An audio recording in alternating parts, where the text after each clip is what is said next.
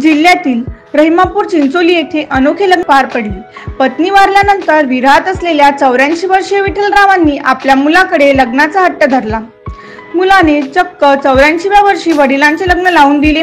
ही लग्नाची गोष्ट सध्या जिल्ह्यात चर्चेचा विषय ठरत आहे। धकाधकीच्या जीवनात विवाह समारंभातील अनेक गोष्टी बदलत आहेत, त्याचाच प्रत्यय अमरावती जिल्ह्यात आला। अमरावती जिल्ह्याअंतर्गत येणाऱ्या अंजनगाव सुर्जी तालुक्यातील रहिमापूर चिंचोली येथील 84 वर्षीय विठ्ठलराव खंडारे यांच्या पत्नीचा वृद्धकाळाने 3 वर्षापूर्वी मृत्यू झाला। त्यानंतर पत्नीच्या विरहात व्याकुळ झालेले विठ्ठलराव यांनी आपल्या मुलाकडे पुनर्विवाहाचा प्रस्ताव ठेवला। पुनर्विवाहाचा प्रस्ताव ठेवून विठ्ठलरावांच्या 50 वर्षीय मुलांनी कपाळावर हात मारला। मात्र बापाची व्यथा ऐकून घेऊन मुलाने काही काळानंतर होकार दिला। त्यानंतर सुरू झाली ती नवरीची शोधाशोध। 84 वर्षीय आजोबाला नवरी मिळाली ती 65 वर्षाची आणि आज त्यांचा विवाह मोठ्या थाटामाटात संपन्न झाला।